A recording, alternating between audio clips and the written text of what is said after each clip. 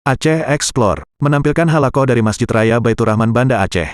Subscribe, komen, like, dan share. Assalamualaikum warahmatullahi wabarakatuh. Alhamdulillahilladzi bini'matihi tatimmu shalihat. Alladzi khalaqa sa'iral kainat. Wassalatu wassalamu ala sayyidis sadat. Nabiyina wa habibina Muhammadin sallallahu alaihi wasallam. اللهم لا علم لنا إلا ما علمتنا اللهم علمنا ما ينفعنا وانفعنا بما علمتنا إنك أنت العزيز الحكيم فقال تعالى في كتابه الكريم وهو أصدق القائلين أعوذ بالله من الشيطان الرجيم بسم الله الرحمن الرحيم وعلم آدم الأسماء كلها ثم عرضهم على الملائكة فقال أنبئوني بأسماء هؤلاء إن كنتم صادقين. Jemaah yang dirahmati Allah Subhanahu wa taala, setelah kita memanjatkan puji dan syukur kepada Allah dan salawat salam kepada baginda Rasulullah sallallahu alaihi wasallam, ada seorang tabi'in yang bernama Al-Hasan Al-Basri, orang yang dikenang dan dikenal oleh semua manusia. Al-Hasan Al-Basri, jemaah dirahmati Allah Subhanahu wa taala, adalah sosok yang saleh, sosok yang zuhud, yang sangat sederhana dalam hidupnya. Maka jemaah yang dirahmati Allah, kegiatan ibadah Al-Hasan Al-Basri digambarkan adalah, pertama, beliau orang yang senang berpuasa sepanjang bulan, berpuasa Senin dan Kamis. Maka oleh karena itu beliau adalah orang yang bersih secara spiritualitasnya, bersih akan jiwanya. Dan apabila ada orang yang meribahnya, ada orang yang mengungkapkan kejelekannya, maka beliau akan membalasnya dengan balasan yang baik. Pada suatu hari dalam sebuah kajian beliau, ada orang mengatakan, "Ya Syekh Al-Hasan Al-Basri, ada orang yang mengatakan tentang engkau sesuatu." Maka Al-Hasan Al-Basri mengatakan, "Kalau demikian tunggulah sebentar." Maka beliau masuk ke dalam ruangannya, beliau menyiapkan makanannya, menyiapkan sesuatu sebagai oleh-oleh, dan diberikan kepada orang itu, mengatakan, "Ini oleh-oleh bagi orang yang pernah mengatakan sesuatu kepada saya." Karena menurut beliau, apabila ada orang yang mengatakan kepadanya, itu adalah kebaikan yang secara tidak langsung telah diberikan kepada beliau. Maka Al-Hasan Al-Basri tidak pernah merasa sakit hati dengan orang yang menjelekkannya. Hamba Allah yang dimuliakan oleh Allah Subhanahu wa taala, Al-Hasan Al-Basri adalah orang yang kemudian sangat baik hubungan dengan teman-temannya, dengan saudara-saudaranya. Bahkan dikisahkan pada suatu hari Al-Hasan Al-Basri ini sedang tidur. Kemudian datanglah temannya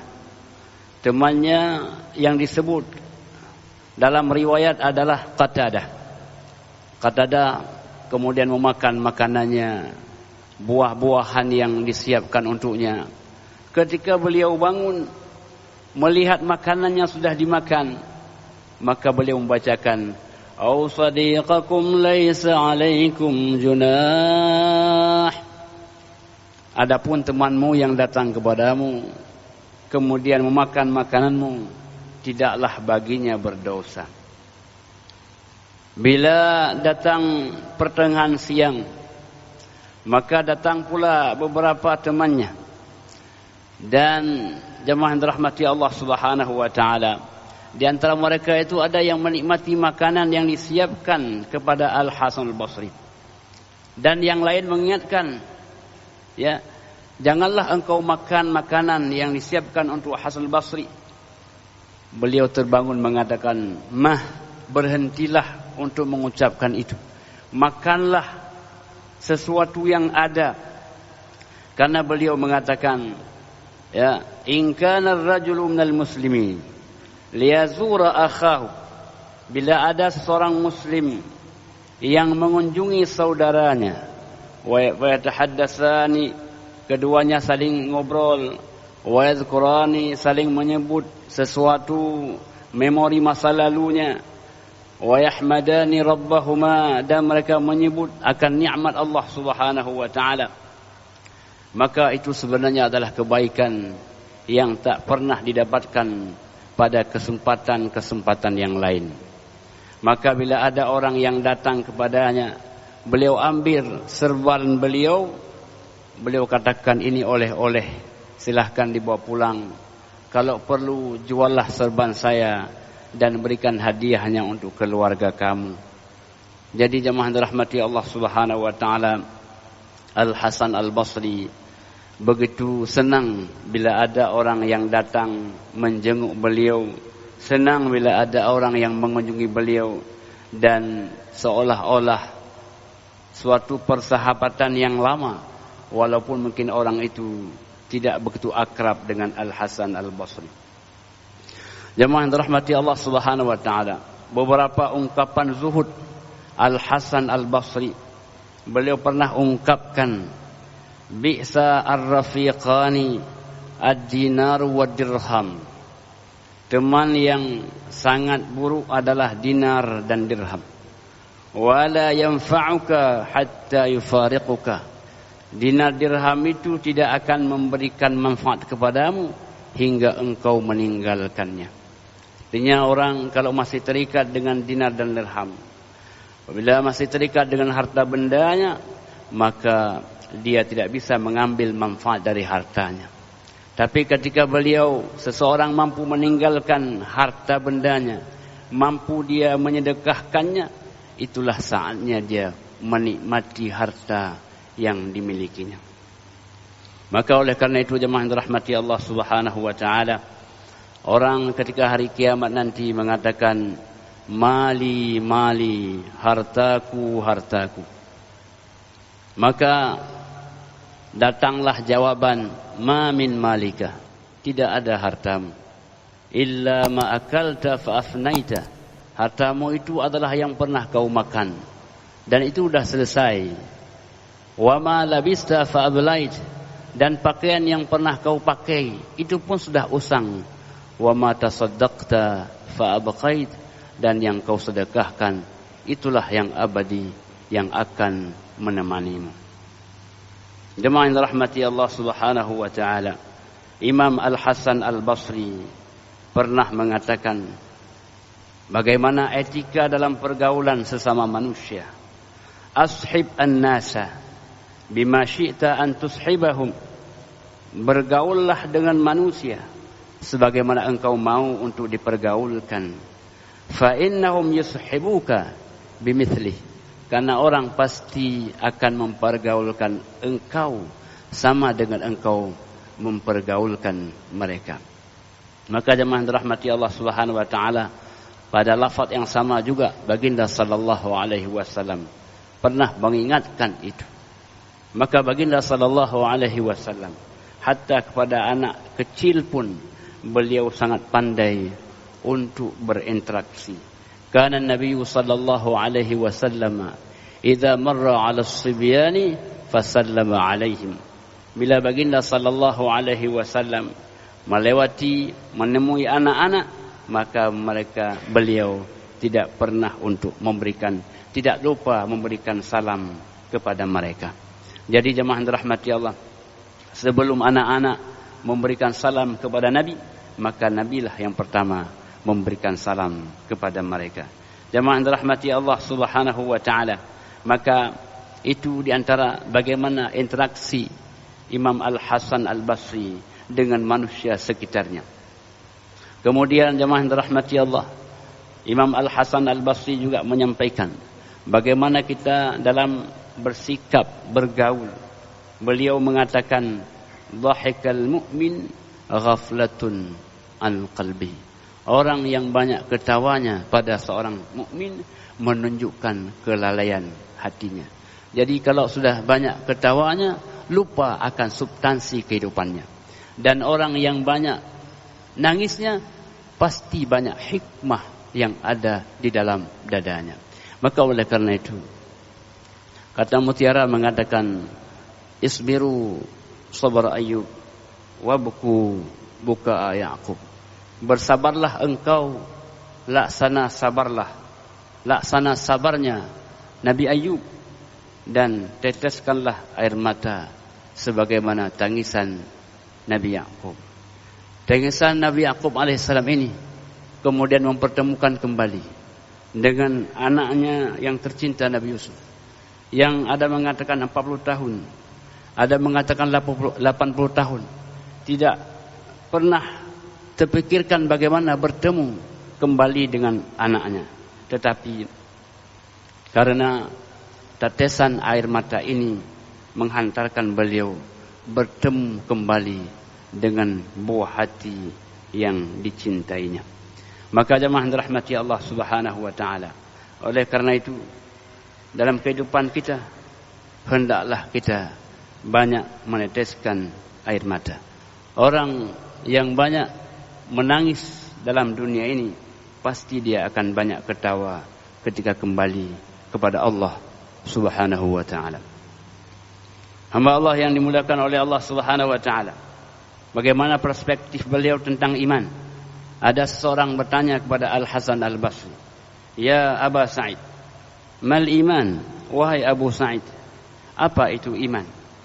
Qala, beliau menjawab, as-sabru was-samahah. Iman adalah sabar dan toleran.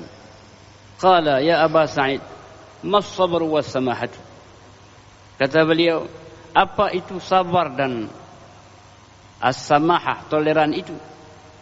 Qala, as-sabru 'anil ma'siyah. Sabar ini adalah untuk menjaga diri daripada perbuatan maksiat kepada Allah Subhanahu wa taala. Was-samahah adalah maknanya kemampuan kita melaksanakan apa-apa yang difardukan oleh Allah Subhanahu wa taala. Jemaah yang dirahmati Allah, Al-Hasan Al-Basri lahir daripada ayah yang ayahnya adalah seorang budak yang dimerdekakan, yang bernama Abil Hasan Yassar Baisan, dan ibunya juga seorang budak. Ibunya adalah seorang budak bagi Ummu Salamah. Ummu Salamah adalah salah seorang di antara Ummul Mukminin, istri baginda Rasulullah sallallahu alaihi wasallam. Bila ada tugas-tugas yang diberikan oleh Ummu Salamah, maka Al-Hasan Basri itu digendong oleh Ummu Salamah, diberikan susu oleh Ummu Salamah, asinya Ummu Salamah. Maka jemaah yang dirahmati Allah, ini adalah sebuah keberkahan. Keberkahan mendapatkan bimbingan, arahan, hadanah daripada Ummu Salamah, Ummul Mukminin radhiyallahu anha. Di samping itu jemaah yang dirahmati Allah, ibundanya tidak lupa memanggil sahabat-sahabat yang lain agar membimbing Abu Al-Hasan Al-Basri ini. Ibunya sering memanggil Umar bin Khattab radhiyallahu anhu untuk mencerahkan dan mencurahkan Al-Hasan Al-Basri, dan Umar pernah mendoakan kepada beliau, Allahumma faqihhu fid din wa habibhu ilan nasi. Ya Allah, berikan kepada Al-Hasan Al-Basri ini kemampuan mendalami agamanya.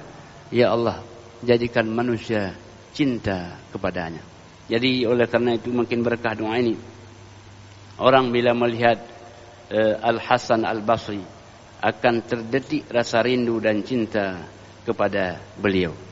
Hamba Allah yang dimuliakan oleh Allah Subhanahu wa taala, besarnya Al-Hasan Al-Basri sebagai orang yang alim, sebagai orang yang hakim, juga karena beliau hidup di antara para sahabat Nabi sallallahu alaihi wasallam. Lama beliau besar dan berkembang di kota Madinah, maka guru-guru beliau adalah murid-murid baginda sallallahu alaihi wasallam. Guru beliau adalah para sahabat Nabi sallallahu alaihi wasallam.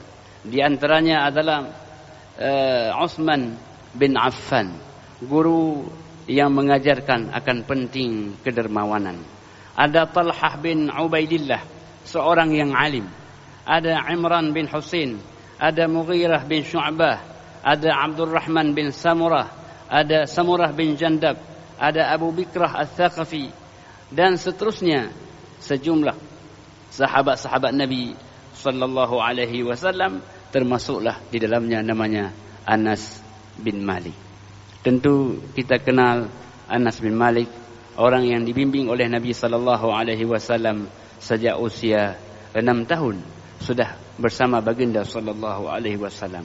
Beliau bisa merasakan bagaimana pendidikan baginda Rasulullah sallallahu alaihi wasallam, ta'dibnya, tarbiyahnya, ta'limnya yang diajarkan oleh baginda sallallahu alaihi wasallam. Anas bin Malik mendapatkan satu oleh-oleh yang istimewa dari baginda Rasulullah sallallahu alaihi wasallam. Oleh-oleh itu adalah kesempatan untuk menemani Nabi dalam surga di hari kelak nanti. Ketika suatu hari baginda sallallahu alaihi wasallam mendapatkan air wudunya, bahkan setiap harinya sebelum bangunnya baginda sallallahu alaihi wasallam sudah disiapkan oleh Anas bin Malik air wudu Nabi sallallahu alaihi wasallam. Maka jemaah yang dirahmatullah, Nabi ingin memberikan apresiasi, penghargaan kepada Anas bin Malik, mengatakan, wahai Anas, mintalah sesuatu. Nabi hendak memberikan sebuah oleh-oleh untuk Anas bin Malik. Maka Anas mengatakan, uridu murafaqataka fil jannah. Ya Rasulullah, saya ingin oleh-olehnya menemanimu di dalam surga. Kemudian Nabi mengatakan, ghaira dzalik, yang lain Anas, jangan itu, yang lain. Beliau mengatakan, dzalik ya Rasul, itu ya Rasul. Maka Nabi mengatakan, a'inni ala nafsika bikasrati sujud. Maka hendaklah engkau bantu saya untuk dirimu dengan memperbanyak sujud kepada Allah Subhanahu wa taala. Hamba Allah yang dimuliakan oleh Allah Subhanahu wa taala. Jadi ini diantara oleh-oleh yang didapatkan oleh Anas bin Malik, dan kemudian beliau menjadi guru yang istimewa bagi Al-Hasan Al-Basri. Hamba Allah yang dimuliakan oleh Allah Subhanahu wa taala. Adapun Al-Hasan Al-Basri dalam pandangan Anas bin Malik adalah orang yang kuat hafalannya, hafalan hadis-hadisnya, hafalan ilmu-ilmunya, sehingga Anas pernah mengatakan, salu Al-Hasana fa innahu hafidha wa nasina. Tanyalah kepada Al-Hasan Al-Basri, beliau ini orang yang banyak ingatnya, kami orang yang banyak lupanya.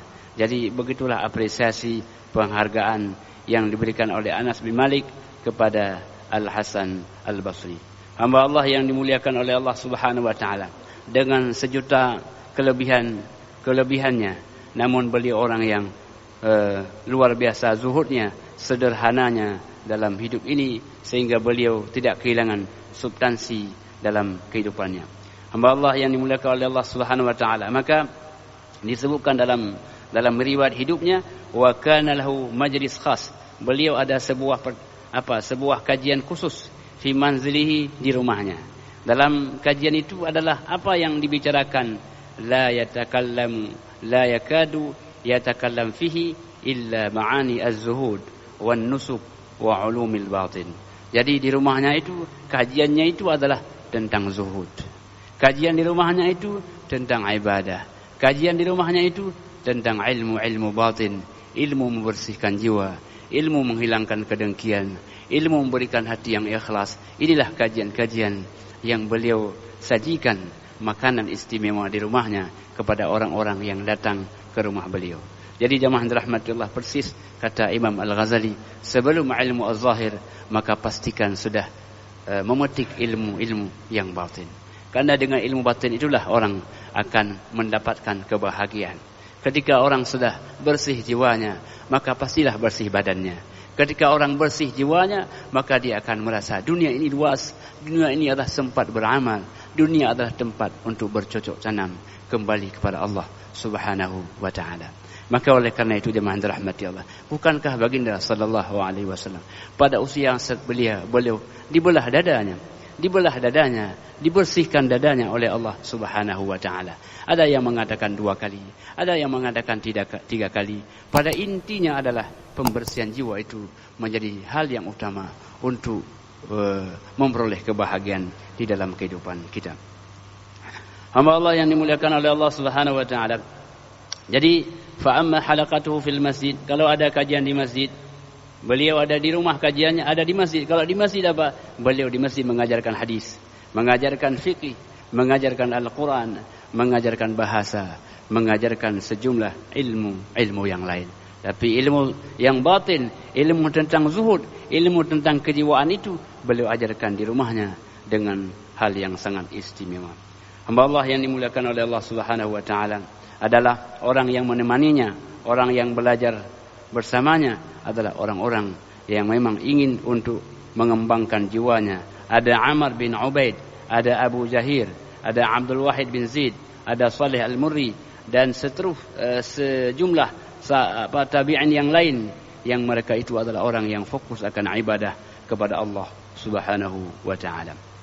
Maka jemaah dirahmati Allah, orang kalau ingat tentang Al-Hasan Al-Basri, sebagaimana Bakar bin Abdullah Al-Muzani mengatakan, man sarrahu yanzura ila afqah min ra'yina falyanzur ila Al-Hasan.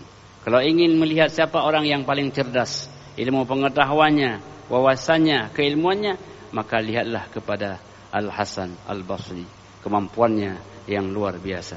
Hamba Allah yang dimuliakan oleh Allah Subhanahu wa taala, ini beberapa poin yang kita kutip dan kita petik daripada Al-Hasan Al-Basri. Hamba Allah yang dimuliakan oleh Allah Subhanahu wa taala, Al-Hasan Al-Basri orang yang banyak nangisnya.